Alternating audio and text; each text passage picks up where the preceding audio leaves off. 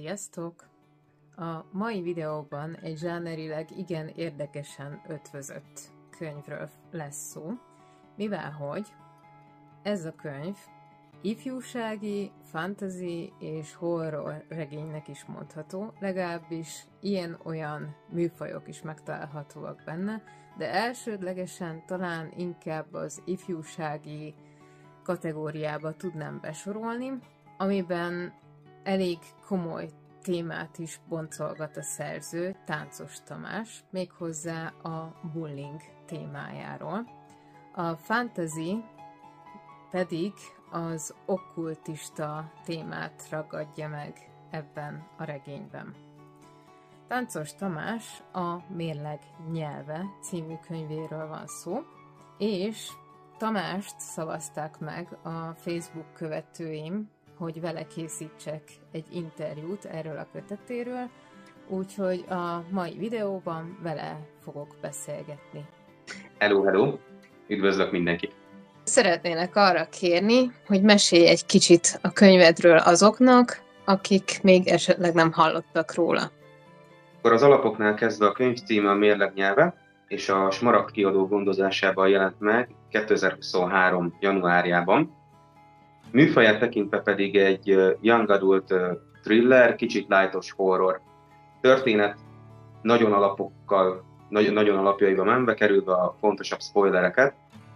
4 kiközösített barát főszereplőm van, akik tinédzserek, ez fontos hozzátenni, hiszen az iskolában éri őket ez a bántalmazás, ez a kiközösítés, az egy másik srác által, aki ugye az osztály, vagy inkább az iskola nagymenőjének számít, és a srácok pedig megelégelik egy idő után ezt a fajta kiközösítést, és egy új felfedezés kapcsán úgy döntenek, hogy ők megidéznek egy szellemet, hogy ezzel álljanak bosszút azon a srácon, aki őket cseszegeti.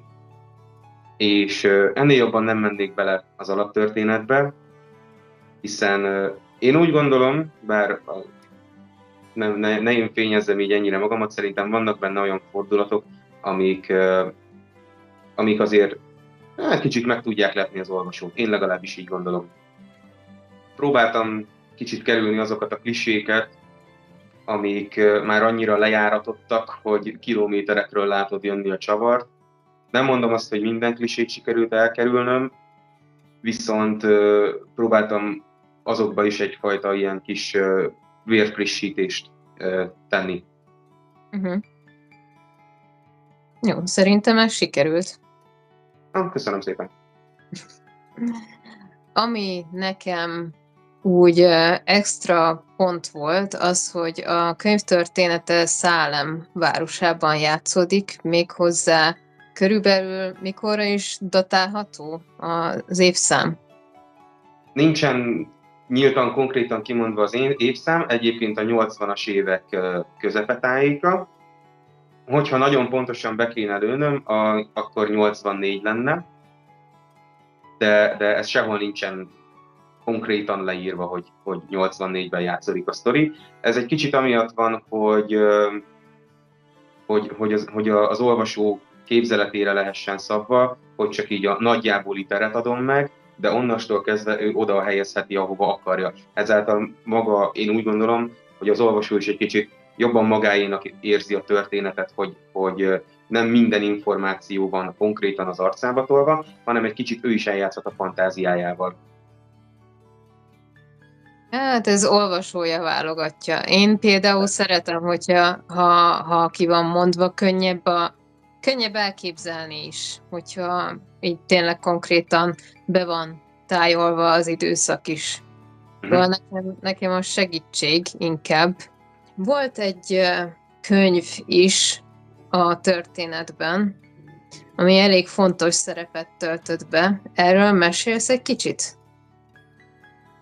Röviden annyit kell tudni róla, hogy ez egy okkultizmussal foglalkozó könyv.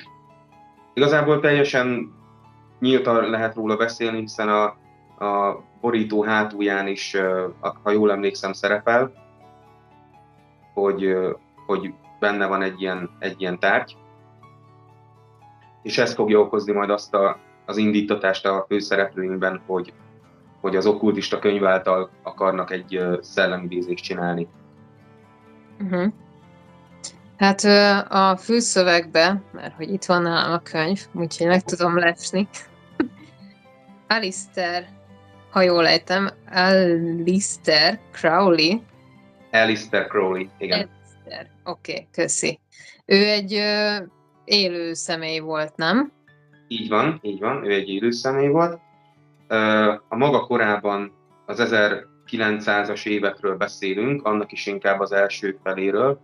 Maga korában ő egy nagyon híres okkultista volt, de nem csak okkultizmussal foglalkozott, hanem mágikus tanok is kimondottan érdekelték őt, illetve akár buddhista tanok is, viszont amilyen nézeteket vallott,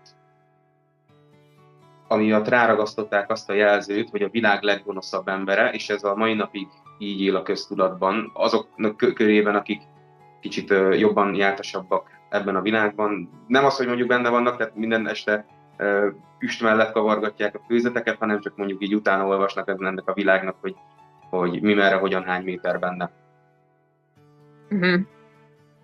Akkor ő végül is egy okkultizmussal foglalkozó személy volt, Igen. és valóban volt egy ilyen jellegű könyve, amit a karakterek megtaláltak, vagy ez inkább a fantáziádból született ez a rész? Ha volt is neki, én erről nem tudok. A történetben szereplő könyv az teljes mértékben a saját fantáziám szüleménye. Uh-huh.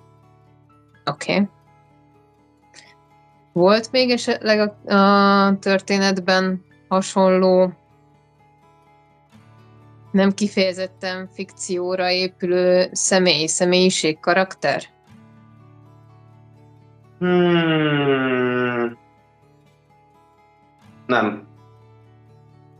Nem volt több olyan. Olyan van, hogy a főszereplőimnek bizonyos jellemvonásai táplálkoznak valódi személyből, viszont nem egy az egyben egy valódi személyt, egy akkoriban élt valódi személyt emeltem át a könyvlapokra, a karakterek teljes egészében az én fantáziám szüleményei. Uh-huh. Viszont témájában azért elég érdekes, hogyha magát a bullyingot, meg ezt a horrorisztikus, okkultizmusos vonalat nézzük, hogy ezeket vegyítetted. Ennek megvannak az okai, vagy csak támadt egy jó ötleted, amit így szívesen papírra vetettél, vagy esetleg múltbéli dolgok, tapasztalatok alapján jött az ötlet, hogy ezt egy könyvet megér a dolog? Vegyes, egyébként mind a kettő benne van, mert maga a történet az abszolút egy ilyen hirtelen felindulásból jött. Egy ilyen személyes, most nem fogom elmondani a sztorit, mert nagyon hosszú, viszont a lényeg az, hogy az én múltamban is volt egy ilyen kis szellemidézős történet, szerepet játszott benne egy kevéske alkohol, meg az egyik jó barátom, akinek egyébként a könyvet is ajánlottam ugye az első oldalon. És ennek a sztorinak a nyomán 2-3 nappal később jött az ötlet, hogy ilyen témában lehetne írni egy jó történetet. Az pedig, hogy a karakterek akár mondjuk életkorukat tekintve, akár mondjuk jellemüket tekintve, főleg a jellemük, az meg abszolút belőlem táplálkoznak, hiszen én is részese voltam saját gyerekkoromban ennek a kiközösítésnek. Én is voltam bullyingolva, még hogyha nem is, az elkövetők által nem is szánt szándékkal, de én ezt egyértelműen úgy éltem meg. Ezeket már szerencsére egyébként sikerült feldolgoznom, úgyhogy én elmondhatom, hogy kevés kivételek egyike vagyok, akik túltették magukat ezen, sőt, az ebből szerzett tapasztalataikat pozitív irányba tudták fordítani. Például 4 karaktert össze tudtam belőle hozni egy könyvben. Úgyhogy a karakterek abszolút valós alapokon nyugszanak. A történet egy valós eseményen alapszik, de csak alapötlet szinten. A többi kerítés az már abszolút fikció és fantázia. szándékos volt, hogy az ifjúsági irodalom berkeibe írtad meg ezt a történetet? Nem feltétlenül az ifjúsági irodalom berkeibe szántam, viszont a szerkesztőm javaslatára lett végül az ifjúsági irodalom a nyelvezet alapján. Nem is arról mondjuk, hogy a karaktereim tinédzserek, hanem inkább a nyelvezet miatt, amit használtam. Akár az egymás közötti dialógusok, akár a narratíva szempontjából. Emiatt lett végül a Young Adult kategóriába sorolva. Én ezt egy picit nehezményeztem az elején, de most már abszolút nem bánom, és teljes mértékben megbékeltem vele. Hát gondolom a trágár szavakra gondolsz ez alatt, hogy a dialógusokban, hogy milyen nyelvezetet használtál, nem? Akár azokra is, nem is feltétlenül a trágára. Nem tudom. Ez egy jó kérdés. Egész egyszerűen az én fejemben ez egy felnőttebb irányba szeretett volna menni, mint ami végül lett belőle. Illetve még egy fontos információ, hogyha már erről beszélgetünk, hogy ugye a karaktereim 16-17 évesek a készműben. Na most a kéziratban, az én fejemben ők pár évvel fiatalabbak, 12-13 évesek. Inkább általános iskolában képzeltem el az ő helyzetüket, nem mondjuk egy középiskolában. Még azt hiszem az amerikai oktatásban is úgy van, hogy azért ugye van egy kb. Általános iskola, amit ők annak neveznek, meg ugye jön utána a high school, ugye a középiskola. De én inkább a kezdő tínédzserkorba helyeztem el őket. És aztán végül a szerkesztőm javaslatára szintén lett megváltoztatva az életkoruk. Az alapján, a nyelvezet alapján, amit te is mondtál, hogy trágárszavak is előfordulnak, hogy trágárkodnak néha egymás között. Én ezt végül elfogadtam, de a saját fejemben ők továbbra is úgy élnek, hogy ők 12 és 13 évesek, nem 16-17.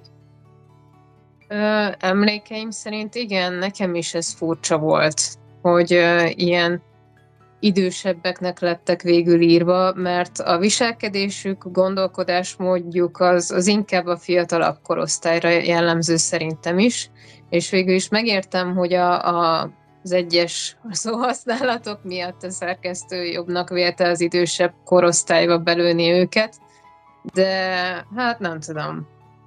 Szerintem főleg akkoriban már Amerikában teljesen reális, hiteles a korábbi, hát szóval a gyerekkorra is, az általános sulisokra hát szerintem jellemző lehetett ez a beszédstílus, mondjuk így. Elég, ha csak megnézzük az utóbbi évek egyik legsikeresebb sorozatát, a Stranger Things-et, ami szintén ugye úgy kezdődik az első évadban, hogy körülbelül olyan idősek a szereplők, tehát ilyen 13 és 14 évesek, és ők is azért, ha nem is agyba főbe, de azért szoktak egy trágár szóhasználatot megengedni maguknak így egymás között. Illetve még egy másik is, emlékszem, hogy erről is beszélgettünk legutóbb. Nekem Stephen King az egyik nagy ilyen, akire én mesterként tekintek, ilyen ihletadó mester, vagy mentor, még hogyha nem is tudja, hogy ő a mentorom, de én szeretem annak mondani őt. És ugye neki is ott van például az című könyve, ami szintén ugye nagyon nagy szerepet kapnak benne, hogy a szereplőknek ugye a fiatalkori énjeik is, az életkor ugyanez a 12-13 éves korosztály, és Stephen King is híres arról, hogy képes cifra dolgokat beleírni, hogyha dialógusokról van szó, úgyhogy emiatt nekem abszolút is egy olyan dolog volt, hogy simán belefért, hogy ilyen kezdő, éppen tínédzserkorba lépő fiatalok káromkodjanak egymás között. Egy korábbi beszélgetés alkalmával említetted, hogy színjátszásra is jártál annak idején. Igen. Mesélnél erről egy kicsit, hogy esetleg nem gondolkodtál ez ügybe, a könyved ügyébe, hogy egy színdarabot is alkotni belőle, vagy erre ráhúzni erre a történetre? Érdekes gondolat. Nem jutott még eszembe, bevallom az őszintét. Pusztán már csak azért lehet, hogy át lehetne ültetni egyébként színpadra és színdarabra átírni. Nem én leszek az, aki ezt meg tudja csinálni. Nem hiszem, hogy olyan jó színdarabíró lennék. Próbálkoztam egyel, megkaptam miért a nagyon jó és nagyon építő kritikát színházi szakembertől, egy nagyon kedves ismerősömtől. Ami csak egy kis kísérlet volt egyébként, tehát tisztában vagyok vele, hogy nem színdarabírással szeretnék foglalkozni a jövőben, ez csak egy ilyen kis kísérletezés volt. Úgyhogy ha egyszer színdarab lesz belőle, az biztos, hogy nem én fogom megírni. Viszont visszakanyarodva nem gondolkoztam még rajta, hogy színpadra lehetne vinni akár. Nem biztos, hogy elképzelhetetlen. Viszont nekem, miközben írtam, ahogy elképzeltem, nekem inkább filmszerűen pörgött az esemény előttem, lelki szemeim előtt, és nem feltétlenül egy színházi közegben. Hát igen, így a Stranger Things-ről nekem is eszembe juttatta, és tényleg egy hasonló világ meg hangulat, amit így ez a könyv is rejt magában, úgyhogy abszolút filmszerű. Maga az írói stílusod is. De azért, ha már színjátszással is foglalkoztál, meg így vonz ez a világ, akkor gondoltam, ha. Nem jutott még eszembe. Érdekes módon a kettőt eddig külön választottam egymástól, tehát nem vittem még be úgy a színházat az írói munkásságomba, kivéve ebben a kis színdarabban, amit így próbálkoztam kísérletezni, és ugyanígy az írást sem vittem át a színpadra, úgyhogy ezt a kettőt én külön kezelem. Tervezed-e folytatni ezt a kötetet, egy folytatásregényt írni hozzá, vagy esetleg egy másik történetet papírra vetni? Jelenleg őt nem tervezem folytatni, bár kaptam olyan pozitív kritikákat, vagy olyan felvetéseket, hogy abszolút lenne potenciál a folytatásra. Mondták is, hogy el tudnának belőle képzelni egy folytatást. Még ez nekem nem jutott eszembe. Jelen pillanatban én ezt a történetet lezártnak tekintem. Viszont más történeteken meg dolgoztam már, és dolgozok is. A második regényem kézirata már elkészült, ott van már a kiadónál, szerződés már meg van rá kötve, és majd egyszer, várólistán vagyok egyébként, 2 kézirat van előttem, illetve dolgoznék, hogyha több időm lenne, dolgoznék a harmadik könyvemen is. Emellett még 2 regényötlet még mindenképp itt van a fejemben, amit még szeretnék megvalósítani. Egy kicsit visszatérve a mérleg nyelvére, én is azt mondtam a véleményemben, azt írtam, hogy van benne potenciál, hogy folytatódjon, úgyhogy én nem bánnám, én kíváncsi lennék arra is, viszont ha jelenleg nincs, akkor arról beszélj, hogy a következő kötetetben mire lehet számítani. Következő kötetem, még most így tényleg címet még abszolút nem lőttem le, tehát még csak közvetlen ismerősök, akikkel megosztom, tudnak a címről. Lehet ők már el is felejtették azóta, mióta beszéltem nekik róla. Maradok még továbbra is ebben a thrilleres, horroros vonalban, viszont az időség már más lesz, ez már inkább fog a mostani korban játszódni. Teljesen más karakterekkel, teljesen más történettel. És ebben is kicsit szerepet kap így az okkultizmus, meg így a túlvilág. Kicsit, erre építem fel az egészet körülbelül. De nem ez lesz majd a fő fókuszban, hanem igazából egy nyomozó páros, akik nyomába erednek egy természetfeletti jelenségnek, és ennyit mondtam róla. Semmi többet nem akarok róla mondani egyelőre. Oké, jó. Jó van.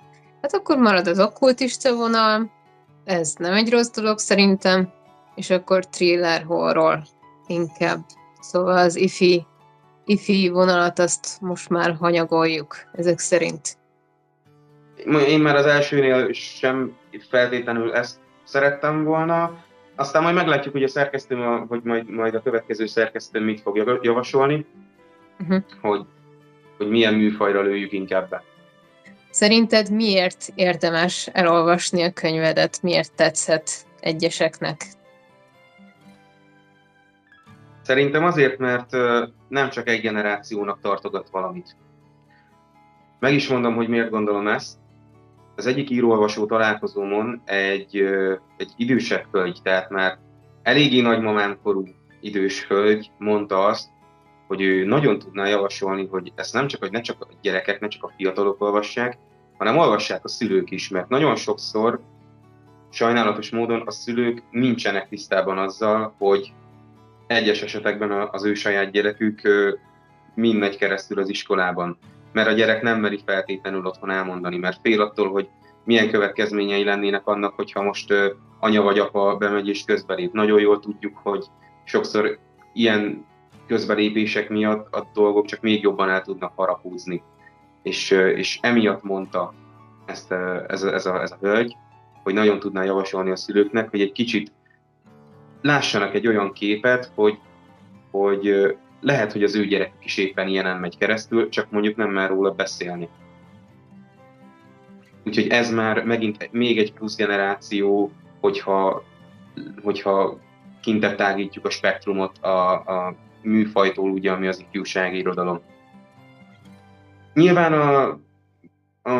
akár az én korosztályomnak, de mondjuk tőlem egyel fiatalabb korosztálynak, akik tényleg mondjuk jelenleg még ebben az ifjúságiban vannak benne, tínédzserkorban vannak benne. Ők nyilván amiatt, hogy egyrészt a főszereplők saját korabeliek, tehát már emiatt jobban tud velük azonosulni, illetve úgy gondolom, hogy kifejezetten így ifjúságra targetált ilyen lightos horror, nem lehet azért kemény vonalas horrornak nevezni, de ilyen thrilleres, lightos horror, szerintem viszonylag kevés van a piacon. És azok, akik érdeklődnek az ilyen témák iránt, akkor ez csak egy plusz cím lehet a könyves polcukon. Ráadásul egy magyar szerző tollából. Ezért általában az ilyen lightos ifjúság és horrorok, thrillerek nagyon sokszor ugye külföldi szerzőktől jönnek. Gondoljunk például az egyik legnépszerűbb a műfajban, Terence Shan. Neki volt a Rémségek cirkusza sorozata például, amit nagyon-nagyon imádtam, megvan mind a 12 kötete. Nem tudom hányszor olvastam már, nagyon eszméletlenül szeretem. De ő is ugye, azt hiszem ugye írországi, valahogy így brit vagy írországi. Úgyhogy magyar szerzőtől még viszonylag kevés ilyen témában találkoztam, aki saját néven is ír, nem csak valami hangzatos írói álnevet használ.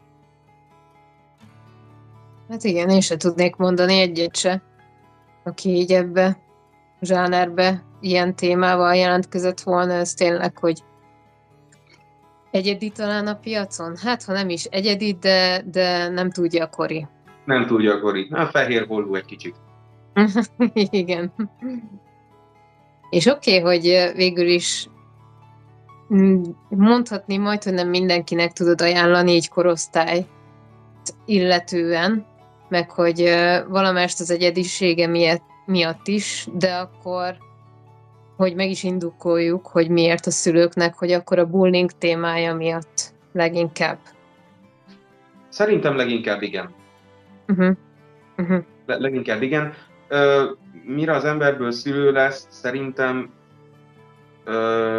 találkozott már jó pár történettel, ami mondjuk talán, amik jobban ki vannak domborítva, jobban vannak dramaturgiailag megírva, jobbak a karakterek.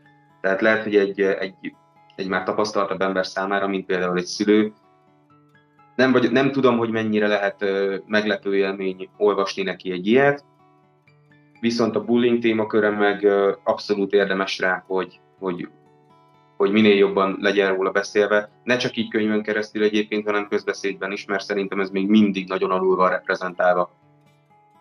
Hát nagyon szépen köszönöm, hogy elfogadtad az interjúra való felkérést, és hát kíváncsian várjuk, szerintem többek nevében is mondhatom a következő kötetedet, ehhez pedig minél több olvasót kívánok neked. Hát én köszönöm egyébként a lehetőséget, egy élmény volt mindenképpen, és hogyha ezek az emberek tényleg léteznek, akikről beszélsz, akkor nagyon örülök neki, és egyébként Táncos Tamás hivatalos írói oldala néven Facebookon meg lehet engem találni, hogyha esetleg egy kis ingyen reklámot megengedhetek magamnak. Hogyne. Úgyhogy köszönöm szépen még egyszer.